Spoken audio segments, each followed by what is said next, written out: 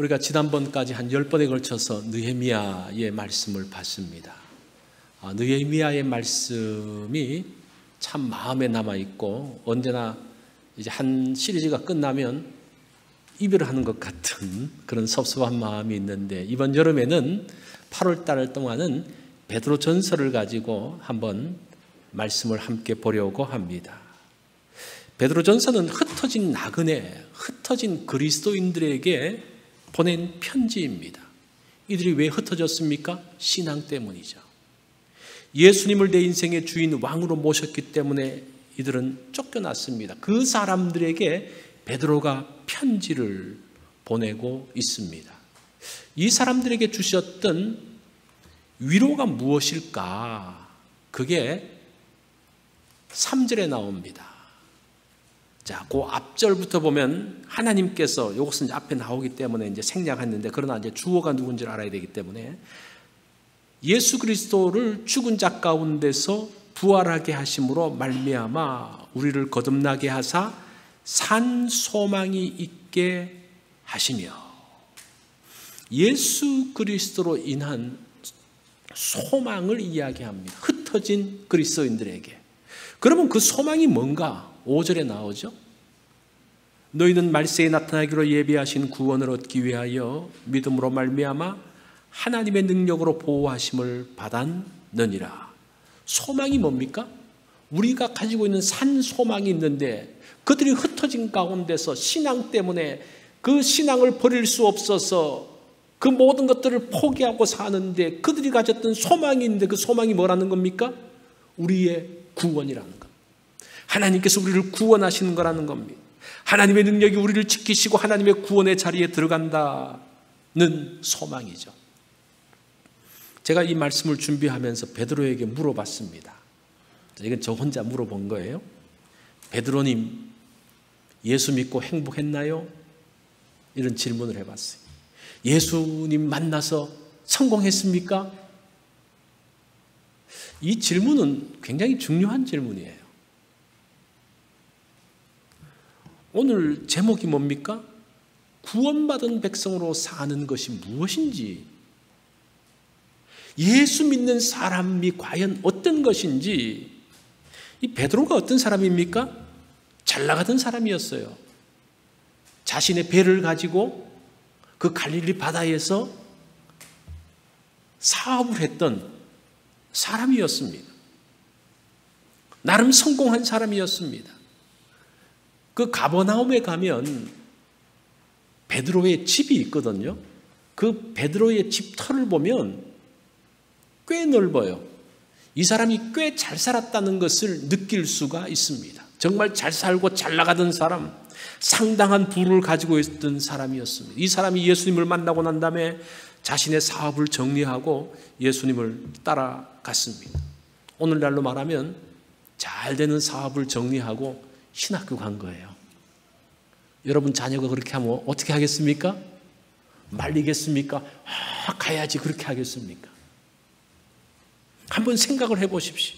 그런 베드로가 정말 행복했을까? 그 베드로는 정말 성공했을까? 예수님을 따르는 삶은 고단했습니다. 예수님이 그렇게 말씀하셨잖아요. 나는 머리 둘 곳이 없다. 있을 집이 없다는 거예요. 예수님이 그랬는데 그 제자들은 어땠습니까? 똑같았죠. 구할 집이 없었습니다. 넉넉하지 않았습니다. 사도행전에 보면 베드로는 예수님을 증거하다가 어떻게 합니까? 잡혀가지고 매 맞고 감옥에 들어가고. 여러분 감옥에 가보셨어요? 그래서 사형까지 당합니다. 죽기 전날 기적적으로 탈출하잖아요. 우리는 그것들을 보면서 내 일이 아니라고 천사가 나타나서 베드로가 이런 기적을 경험했구나. 우리는 그것만 보는데 그 당사자라고 한번 생각해 보세요. 내일 죽는다고 생각해 보세요. 감옥에 갇혀서 죽는다고 생각해 보세요. 이거 얼마나 기가 막힙니까? 그리고 난 다음에 베드로는 잠적했습니다. 그 베드로가 예루살렘 교회를 개척해서 했잖아요. 예루살렘 교회가 어떻게 부흥합니까? 3,000명이 세례받고 5,000명이 세례받아요. 그 교회가 얼마나 컸겠습니까? 10,000명 교회를 핍박 때문에 목회 못하고 도망갔어요. 잠적해버립니다. 여러분, 이게 상상이 됩니까? 우리는 그냥 성경을 보면서 이르려니 베드로가 대단하다. 근데 그 사람의 입장으로 우리가 한번 내가 그런 입장에 당했다고 한번 생각해 보십시오. 그 모든 거 사업하는 거 다 끝나고 그래도 예수 믿고 예수님 따라갔는데 그래서 하나님께서 은혜 주셔가지고 교회도 부흥하고 엄청난 교회가 됐는데 주변에 핍박하고 자꾸 생명에 위협하니까 그 교회를 떠날 수밖에 없어요. 더 이상 자기의 존재 자체를 나타내면 안 되는 그런 순간이 왔습니다. 물론 베드로의 말씀에 능력이 있습니다. 그가 병자에게 안수하면 병이 나았습니다. 그런데 돈 되는 일이 아니었어요. 그렇게 살았습니다. 베드로 역시 정확하게 말하면 그 역시 흩어진 나그네였습니다. 예수님을 따라갔기 때문에 어디 한 곳에 정착하지 못하고 계속적으로 우리는 베드로가 전도여행 한다고 말하지만 어찌 보면요, 전도여행이 맞지만 그가 한 곳에 있을 수 없어서 계속 떠돌아다닌 삶이라는 겁니다. 그는 과연 성공한 사람일까요? 그는 행복했을까? 자, 이런 베드로의 마음을 가지고 한번 베드로 전서를 봐야 돼요. C.S. 루이스가 이런 질문을 받습니다. 세상의 종교 중에 어떤 종교가 그 신자들에게 가장 큰 행복을 가져다 줄까요? 어떤 종교가 그 따르는 사람에게 가장 큰 행복을 줄까요? 이런 질문을 합니다. 그때 루이스가 이렇게 대답했습니다. 자기 자신을 경배하는 종교가 최고입니다. 제게는 나이 많은 친척 한 분이 있는데 그 사람은 젊어서부터 지독한 이기심과 자기 숭배의 삶을 살았습니다. 모든 것에서 자신이 중심이었습니다. 자신만을 행복하고 편안하게 해줄 종교를 찾는다면 저는 절대로 기독교를 추천하지 않습니다. 많은 사람들이 그렇게 말하잖아요. 예수 믿으면 다 편안해지고 문제도 없어지고 다 한다는데 C.S. 루이스는 그렇게 말하지 않아요. 성경을 보면 그게 아니었다는 거, 베드로의 삶을 봐서도 그게 아니었다라고 이야기를 하고 있습니다. 기독교는 당신을 죄인이라고 말할 것입니다. 당신의 삶이 뒤집혀질 수도 있습니다. 당신이 불편하게 느끼게 될 수도 있습니다. 그러나 이 안에 진리가 있습니다. 현대인들을 둘러싼 문제들을 해결하는 진리의 말씀이 있습니다. 선택은 여러분이 해야 돼요. 여러분들이 교회를 올 때에 처음 예수 믿었을 때에 어떤 마음으로 왔는지 모르지만 사실은 우리가 처음에 이제 교회 오게 하기 위해서는 좋다는 말들을 많이 하잖아요. 근데 사실은 어떻다는 겁니까? 그것이 만만찮다는 거예요. 내가 중심이 되는 것이 아니라는 겁니다. 날마다 나를 죽이면서 사는 것이 바로 기독교의 진리라는 겁니다. 예수님이 그렇게 사셨습니다. 그렇다면 예수 믿는다는 것은 어떤 것일까? 우리가 베드로의 편지를 통해서 그것을 이야기하고 있어요. 예수 믿는 사람, 하나님의 구원받은 백성은 과연 어떻게 사는가? 자, 오늘 그 첫 번째 시간에서 1장에서는 한 3가지 정도를 말씀하고 있더라고요. 그 첫 번째가 예수 믿는 사람은 무엇으로 사는가? 첫 번째가 소망을 가지고 산다는 겁니다. 예수 믿는 사람은 소망을 가진다는 거죠. 이 소망을 가진다는 게 무슨 말이에요? 이게 좋은 말 같은데 부족하다는 말이잖아요. 그죠? 뭔가 소망이 있고 뭔가 희망이 있다는 것은 아직은 부족하다는 거예요. 우리가 이 소망을 좋게만 말하는 게 아니라 부족하니까 소망이 있고 부족하니까 뭔가 희망을 보면서 나가는 거잖아요. 아직 완성되지 않았다는 겁니다. 소망을 말한다는 자체가 결핍 속에 있다는 겁니다. 그리스도인들은 결핍 속에 있는 사람입니다. 그래서 기도하죠. 결핍이 없으면, 문제가 없으면 왜 기도합니까? 기도하는 사람들이에요. 왜? 아직도 우리의 문제 가운데서 몸부림치며 고통할 부분들이 있기 때문입니다. 그러면서 베드로가 소망을 말하는데 무슨 소망? 다른 소망이 아니라 아까 봤던 3절의 말씀을 말해요. 다 같이 한번 읽어볼까요? 시작. 예수 그리스도를 죽은 자 가운데서 부활하게 하심으로 말미암아 우리를 거듭나게 하사 산 소망이 있게 하시며, 우리의 가진 소망은 산 소망이라는 겁니다. 여기서 산이라는 말이 이게 베드로전서에서 계속 나와요. 산돌이라는 이야기가 또 이제 우리가 다음번에 나오고 그러는데, 산이라는 것은 죽은 것이 아닌 살아있는 이라는 말입니다. 또 산이라는 이 단어는 일시적이 아닌 영원한이라는 그런 의미가 있어요. 우리의 소망이 뭐라는 겁니까? 살아있다는 거예요. 아니면 말고 이런 식의 소망이 아니고 살아있는 거예요. 잠깐의 위안을 주는 것이 아니라 영원한 소망이라는 겁니다. 그래서 그리스도인들은 어려움 속에서도 무너지지 않습니다. 그리스도인들의 소망이 일시적이었다면요, 그 사람들이 핍박당하면서 이리저리 막 도망다니면서 생활고 가운데서 힘든 가운데서 사람들과의 부딪힘 가운데서 있으면서 그 소망이 살아있지 않고 생명력이 있지 않고 영원하지 않다면요, 벌써 다 잃어버렸을 거예요. 그죠? 정신없이 생명 부지하려고 정신없이 도망다니는데 무슨 소망이 그게 있겠습니까? 그런데 그 소망이 살아있기 때문에 2000년이 지난 지금까지 그 생명력을 가지고 지금까지 이어졌다는 거예요. 그래서 산 소망이라는 겁니다. 이 소망은 세상 끝날까지 없어지지 않아요. 그리스도인으로 산다는 게 뭡니까? 이 소망을 가지고 사는 거예요. 그렇죠? 이 소망. 자, 두 번째는 거룩입니다. 거룩. 거룩이 그리스도인들의 모습입니다.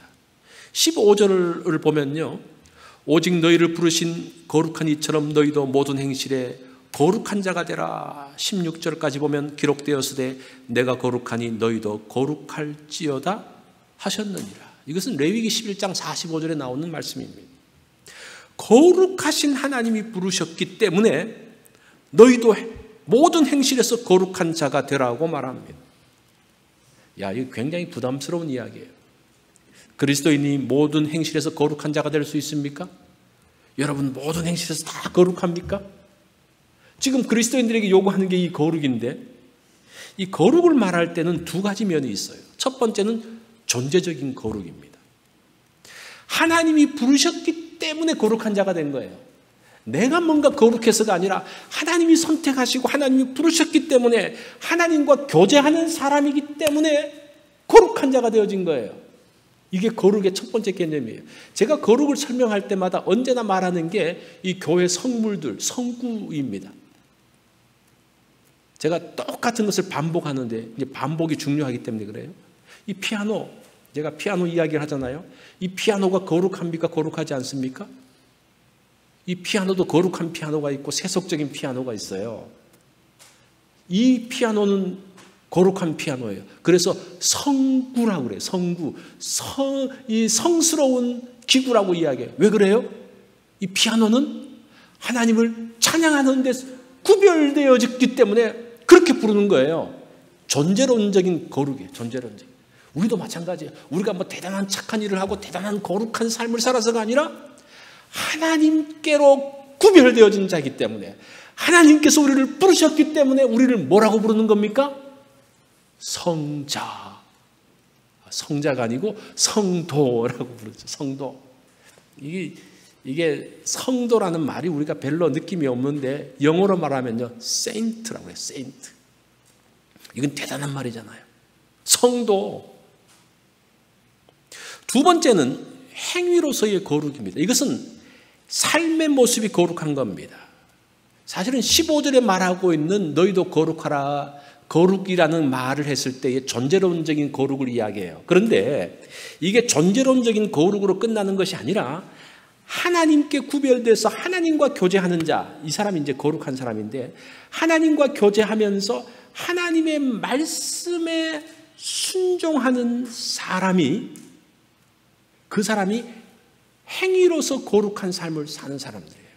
여러분, 거룩이 뭡니까? 사람들이 거룩을 나름대로 생각해요. 착한 일을 하고 또 다른 사람보다 조금 더 도덕적으로 뛰어나고 그러면 거룩이라고 생각하는데 그건 거룩하고 아무 상관이 없어요. 이 사람들이 오해를 해요. 무엇이 거룩입니까? 하나님 말씀에 순종하는 게 거룩이에요. 그죠? 하나님 말씀에 순종하는 게 거룩이지, 다른 게 뭡니까? 나 혼자 착한 일을 하고 나 잘났다고 이야기하는 사람, 그 사람은 거룩한 사람이 아니에요. 교만한 사람이에요. 거룩이라는 것은 내가 하나님으로부터 구별되어져서 있기 때문에, 하나님을 바라보기 때문에 하나님의 말씀을 듣고 그 말씀을 순종하려고 애쓰고 노력한 사람이 거룩한 사람이에요. 이해가 되십니까? 그게 거룩이에요. 그래서 지금 이 두 번째 이 거룩이라는 부분들이 굉장히 중요해요. 어거스틴의 고백록에 보면 어거스틴의 제자 알리피우스의 그 이야기가 이 고백록 가운데 나옵니다. 이 알리피우스는 착하고 학식도 있고 덕성도 좋은 젊은이였습니다. 다 좋은데 한 가지 문제가 있었어요.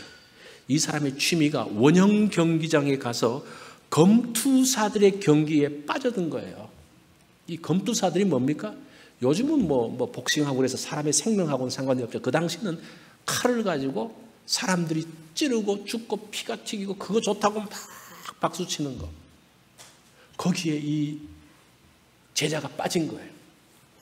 그런데 어느 날 스승인 어거스틴의 거룩함에 대한 강의를 듣고 거기서부터 내가 구별되어야 되겠다는 생각을 합니다. 그러면서 검투사가 경기를 벌이는 원형 극장 근처에도 가지 않았습니다. 그런데 이 사람이, 이 알리피우스가 나중에 이제 공부를 하고 그러면서 로마로 유학을 하게 된 거예요. 로마로 가서 이제 공부를 하는데 다시 검투사 경기에 빠져들기 시작해요. 왜냐하면 친구들이 가자고 그냥 막 억지로 끌고 가가지고 했는데 이 이제 알리피우스가 자기가 그걸 끊어본 경험이 있으니까, 그래, 너희들이 나를 끌고 가도 나는 절대 거기에 마음이 빠지지 않아. 그러면서 거기가 갔어요. 가고 눈을 감고 있는 거예요. 그런데 막 검투사를 하면서 누가 칼에 콱 찔리면서 그 칼이 찔리니까 이 관중들이 와 하고 소리를 지르니까 그 소리를 들어서 눈을 떴어요. 보니까 이제 흥분되기 시작하는 거예요. 옛날 게 나오기 시작하는 거예요. 그러면서 막 박수치고 거기서 이제 흥분하면서 있고 난 다음에 다시 이제 그 습관으로 빠져들기 시작하는 겁니다. 이제는 거기 안 가면 안 되는, 이제 자기가 친구들을 데리고 가는 어떤 그러한 일들. 어거스틴이 이 이야기를 하면서 잘못된 행실을 끊는 일이 얼마나 힘든가를 말합니다. 거룩은 구별인데 나쁜 습관에서부터 구별하는 게 사실은 처음이에요. 첫 번째 문제예요. 우리가 참 이 거룩의 문제가 힘든 부분 가운데서 무엇으로부터 가장 먼저 구별되어야 될 것인가? 나의 나쁜 습관에서부터 구별되는 거예요. 여러분, 하나님을 믿는데 신앙생활 하는데 방해하게 하는 어떤 나쁜 습관이 있습니까? 그것을 끊어내지 않으면요, 이 거룩을 만들어 갈 수가 없습니다. 이 어거스틴의 이야기예요. 여러분, 절대 악한 자리에 가서 나를 시험하지 마십시오. 나는 이곳에 가서도 시험 받지 않아. 그런 테스트 하지 말라는 거예요. 그 거룩 아니에요. 사람들이 자기가 뭐 대단한 것처럼 나는 괜찮아. 그 사람은 교만한 사람이죠. 근데 그걸 알아야 돼요. 그걸. 악의 자리에서부터 피하는 것, 거기서부터 도망가는 것 거룩이에요. 도망가는 것 비겁해 보이죠? 그게 거룩이라니까요. 우리가 내가 생각하는 것과 성경이 말하는 것하고 달라요. 성경이 보면 어떤 성적인 부분이라든지 그런 것들에 대해서는 도망가라 그랬어요. 도망가는 게 비겁해 보입니까? 성경이 그렇게 말하면요, 그게 거룩한 행위예요. 사람들은 성경보다 자기의 정의를 가지고 이야기하는데 그렇지 않다는 거예요. 그것이 구원받은 사람이 할 일이라는 겁니다. 자, 첫 번째는 소망이고 두 번째는 거룩입니다. 세 번째, 마지막은 뭔가 형제 사랑입니다. 구원받은 사람의 세 번째 모습이 형제 사랑이에요. 22절에 보니까 너희가 진리를 순종함으로 너희 영혼을 깨끗하게 하여 거짓이 없이 형제를 사랑하기에 이르렀으니 마음으로 뜨겁게 사랑하라. 너희가 진리를 순종함으로 너희 영혼을 깨끗하게 하여, 이게 거룩이죠, 그죠? 진리를 순종함으로 깨끗하게 하는 거룩이에요. 그러면 그 거룩의 다음 단계가 뭡니까? 형제를 사랑하는데 어떻게? 마음으로 뜨겁게 사랑하라. 야, 이거 어떻게 뜨겁게 사랑하지? 사랑하긴 사랑하겠는데 뜨겁게 사랑하는, 근데 뜨겁다는 단어를 원문을 보면요, 양팔을 벌리다 그런 뜻이 있어요. 이 말은 조건 없이라는 말이에요. 뜨겁게 사랑하는 것이 뭐 불타는 그런 게 아니라 조건 없이 사랑하는 거예요. 조건 없이. 이제 그렇게 보면 우리 한글 번역이 조금은 너무 좀 이제 감성적으로 번역이 됐죠, 그죠? 조건 없이 사랑하라 이렇게 하면 탁 들어오는데, 아무튼 뜨겁게 사랑하라고 해서 별나게 대단한 사랑이 아니고 조건 없는 사람이 뜨거운 사랑이에요.